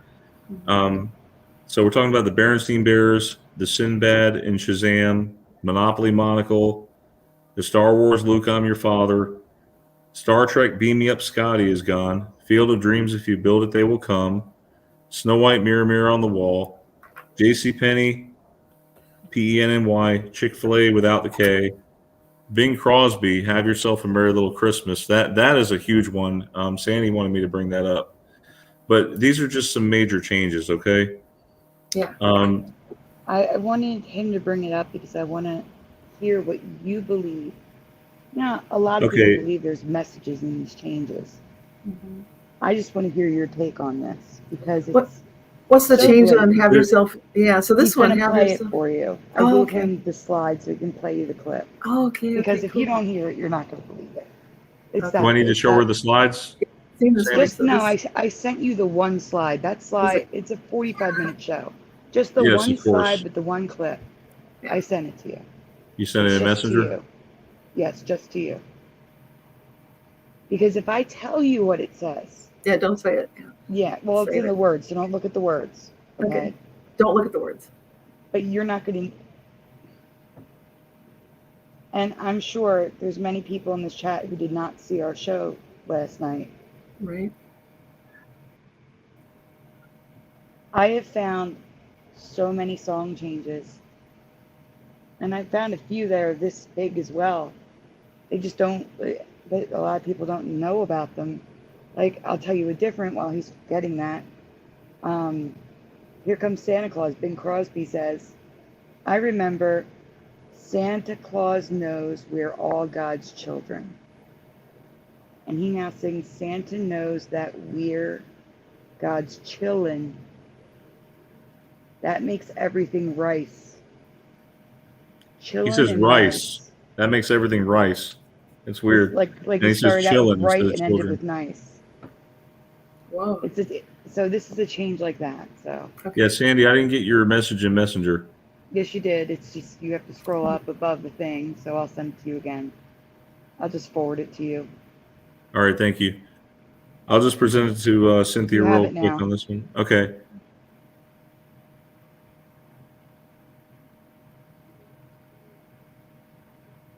Okay, there it is.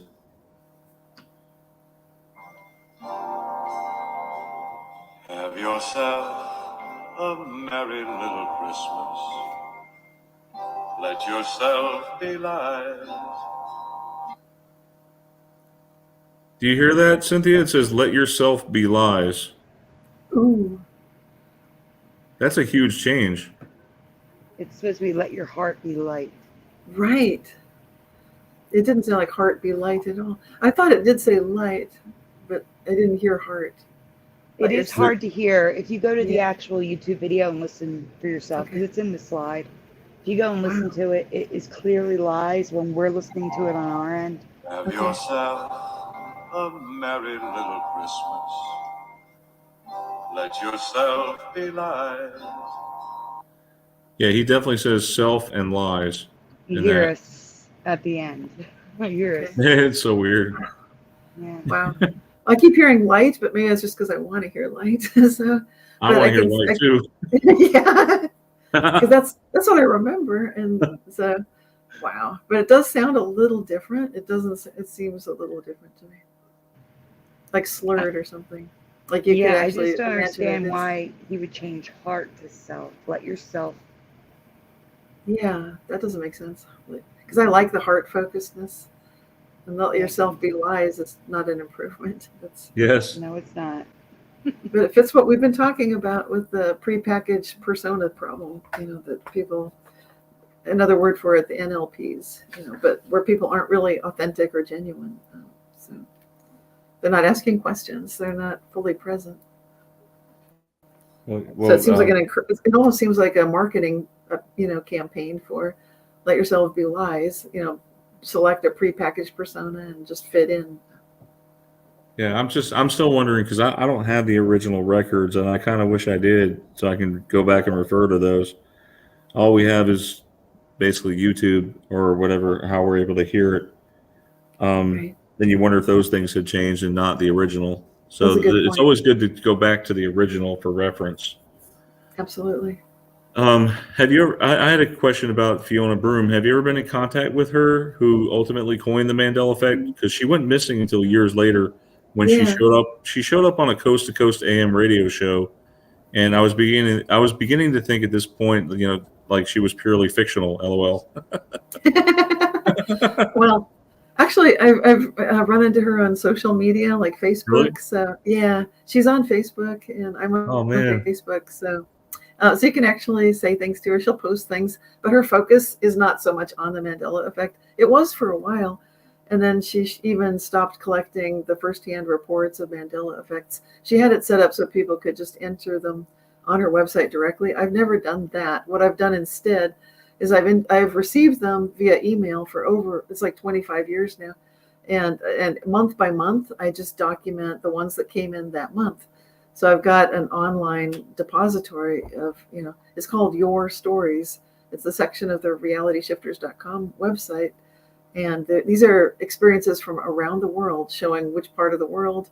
So it's not just, people call it Berkeley, California. I live in Berkeley, but it's not our crazy California coast, but it's all around the world, and it has been for decades. Well, you know what I heard recently, and it shocked me. Like 80% of the population of the United States of America lives like east of the 98th parallel. Whoa. So like it's where Texas, okay, like I think it's like Dallas or Austin, somewhere in there.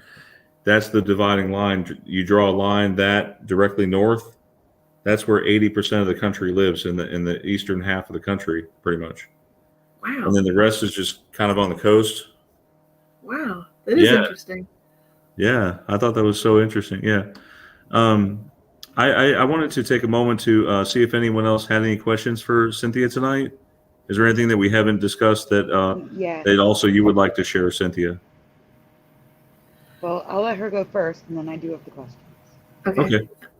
Yeah, I just really appreciate you having me talking about this, my favorite subject that I've been studying for over 20 years. I'm so glad that there's this growing interest in it, that we're seeing, like you mentioned tonight on TikTok, that young people are getting interested in it, even if they're looking at things like how to be quantum jumping or reality shifting into Hogwarts. At least, it's very related to the Mandela effect, and there's totally a growth, I think, in interest in the phenomenon. It's becoming much more widely recognized. We had University of Chicago professors doing a study about it and really showing that there's something to it. It's not simple. They call it misremembering, so that's a little unfortunate. I would rather call it mismatched memory or something that's not, sort of tilting the whole conversation a certain way. But I think this has been a banner year, this 2022, both with the University of Chicago study and then just a lot more mainstream news. It seems like the coverage is getting increasingly, well, little by little, more positive. So there's not such a biased presumption that people who believe in the Mandela effect are just deluded or conspiracy theorists or that kind of thing. So I think it's been very good to see this after I've been in this field for, like I said, almost 25 years. Did you ever think there would be a turnout this big of the people waking up?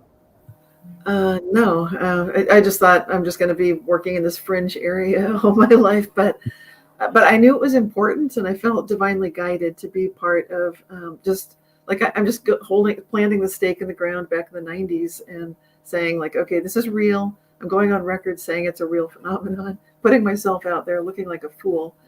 So I'm actually grateful that more and more people have been coming forward, and I think increasingly we'll see more people who are less embarrassed to go public saying that they believe in it. Yeah. So I'm excited about that, and I'm grateful for the community, and I'm glad to be talking about it with you guys.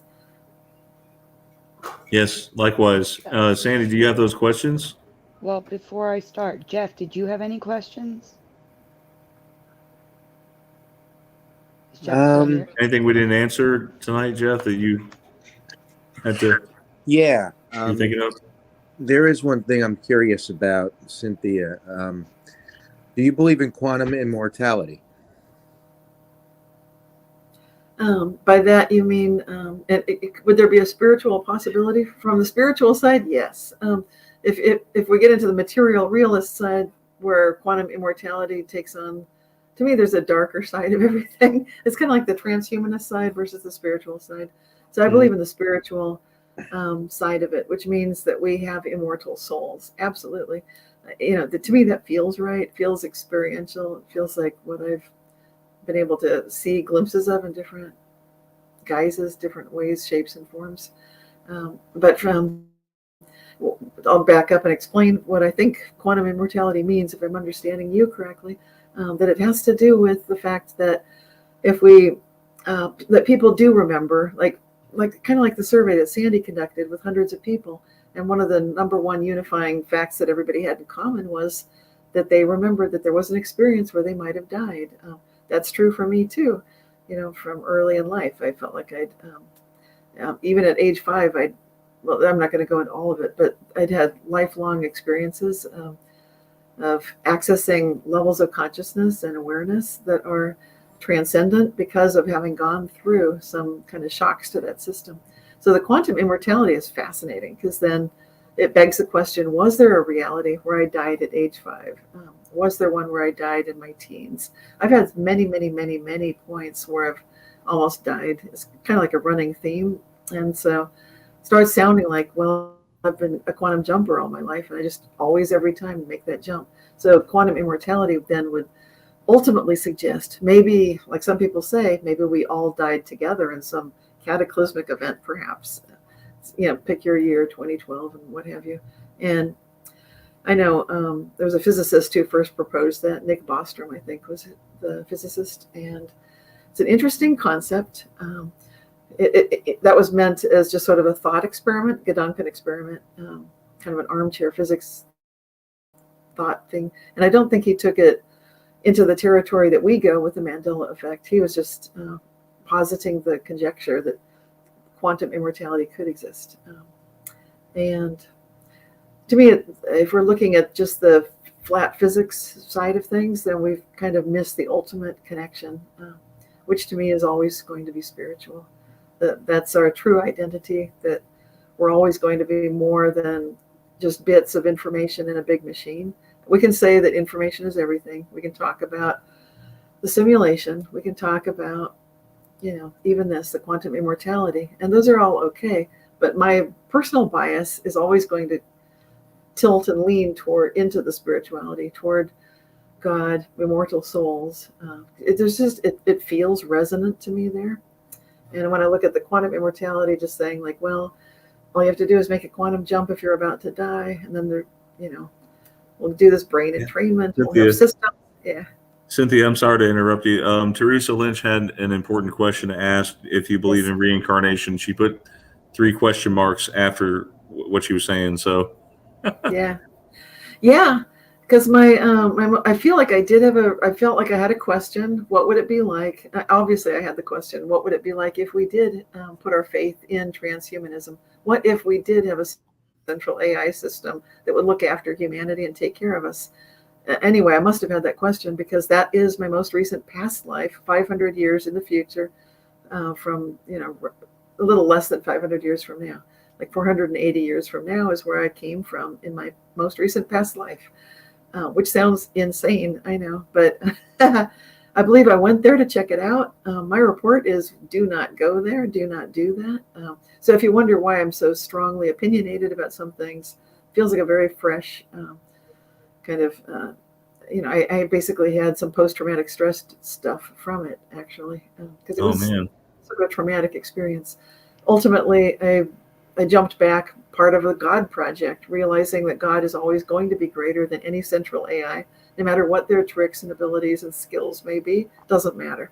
And that's really my message for humanity right now, that not a problem, even if AI is doing stuff. That's why I wasn't directly answering that question. Like, can it? Sure. Will it? Hopefully not. Hopefully we as humans can step up and improve our game. But yeah, I do believe in past lives and reincarnation, if you want to call it that, the ability to experience a life at a different time and place, and then have some memory of it and some connection to it. I've often read books that tell us to be the best version of ourselves, and that's how I like to look at it. Yes. To try to always strive to be the best version. Yes. Because you can see, I can literally see myself when I'm making a choice, one way or another. Because usually you're at a dipole, and so you have to make a choice, either or. One path could lead to sudden death. The other one could be life and abundancy. But then you never know that the life and abundancy could be a lie, So the other one, you're taking a risk. So yeah, it's all about risk and reward. I like to put myself in service, create the highest good to God, just saying I'm in service to you, God. So show me the way, when I get to those decision points, help me choose wisely. Yes. God will give you guidance if you just ask. Yes. I am holding the chat still so I don't lose this. By the way, Cynthia, we had 50. We had at one point, Teresa was saying we had 55 people watching tonight. Oh my goodness, that is amazing. Nice. All right, so I don't want to lose this because it's in 2 different. Yeah, there's a lot of questions. But it's in 2 different places. So I needed to pause the chat. So please don't track me, says. I have to go up and down. I wonder if instrumental transcommunication has been attempted to obtain information on the Mandela effect. Do you think that's possible? What is instrumental transcommunication? Is that like no idea? Is that checking devices? Okay. So it could be using some of the technologies that we currently have, and some of the government's always decades ahead of what the public is allowed to use. Are they tracking the Mandela? I think they are. I think I've been tracked. I've seen agents show up at some of my talks, like at UC Berkeley. Clearly, it looked like it, not just that time, but other times. Ever since I started doing this, I've been contacted by people who independently contacted me after they said they'd left a secret department of the government, saying, like, for example, that they worked for the time travel department before. Wow. Yeah. So I'd say yes. But don't worry about it. I would answer back, don't worry about it. Remember what I said. We're here for a reason. We're here for this time. We're here to recognize that humanity, we are God's children. We have a special role to play, and it's up to us to choose wisely. And obviously, we're capable of doing that. So don't worry about what it looks like or what they seem to be doing. Don't ever let that get you down. God's always greater. The next question comes from Burgos. Can you explain I think you meant quantum, but you wrote quantino. So is there a quantino effect, or did he mean quantum? I believe you mentioned in a past podcast. I believe, Burgos, if you rewind, you came in later. This part was already discussed. Yeah, probably. We did discuss the quantum effect, what you believe. We went back to a few of the videos. Maybe they're talking about the quantum Zeno effect, and that is interesting. That gets into the peripheral things happening in the periphery. You can use the quantum Zeno effect. Humans like you can. Each one of us can do it just by observe. Choose the reality you want. Like our family choosing the dog has no cataracts. When something's flip-flopping, pick the side you want. If you're hearing something both ways, choose the way you need to hear it, that you prefer to hear it. And we can collectively choose better things. I know that's what we're doing right now. So collectively, humanity. I think it was quantum Zeno effect. And that is a powerful question, and I'm glad they asked. That was good. I am too. I've never even heard of it. So that's and great. Yeah, you can lock a quantum system in place with the quantum Zeno effect. It's kind of like being OCD, obsessive compulsive. Sometimes I've got tendencies that way. Like if sometimes put a letter in the mailbox and then check to make sure it went down, and then checked again. That's like the definition of quantum Zeno effect. You keep checking the system, observe. What happens when the observer is constantly checking? You're locking it in place so it can't change, because that quantum system can only change when you stop looking. Remember what I said, that it's like there's this shyness effect, or the system will make that change when nobody is looking. Shut the cupboard, walk away, come back and check again, give it some privacy, leave the room, come back. It's all about that. Yeah. The watch pot never boils. Exactly. Very good joke. That's exactly it. Virgo said, yes, that's it. So thank you, Virgos. Yeah. Good question. All right, I am leaving the chat. I can't see any new questions. I'm going to the questions from earlier in the show. Okay. Herb Ennis asks, is reality broken forever, or can we get back to circa 2000 reality? So for her, everything changed around 2000. Okay. Oh gosh. I choose optimism even when it looks really dark. I know it's hard, so sometimes it can look like things are just horrible. But I know, again, I would recommend a spiritual path connecting to whatever spirituality that you can access, your highest level of good.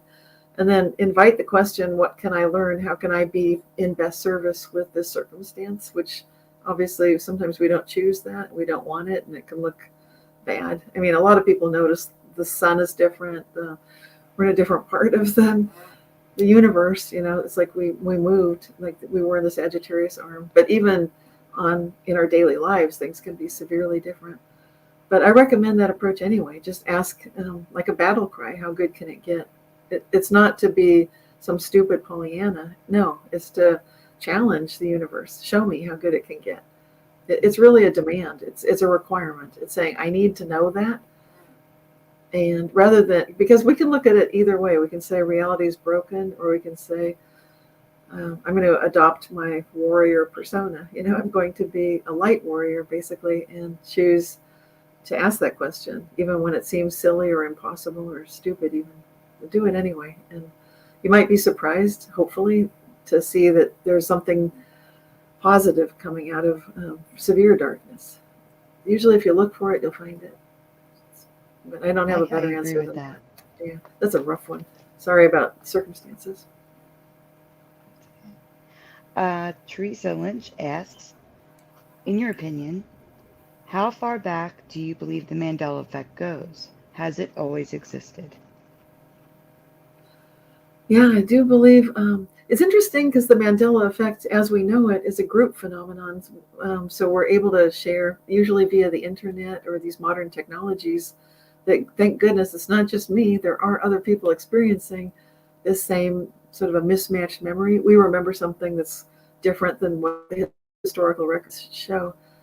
I do believe that's been happening consistently, but I don't think it was this obvious, because until we had the technology and the ability and the society to be able to share this information, and I don't think it really was readily possible.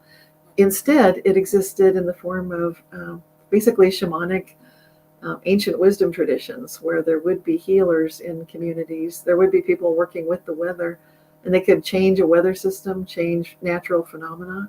I think we see it in biblical stories.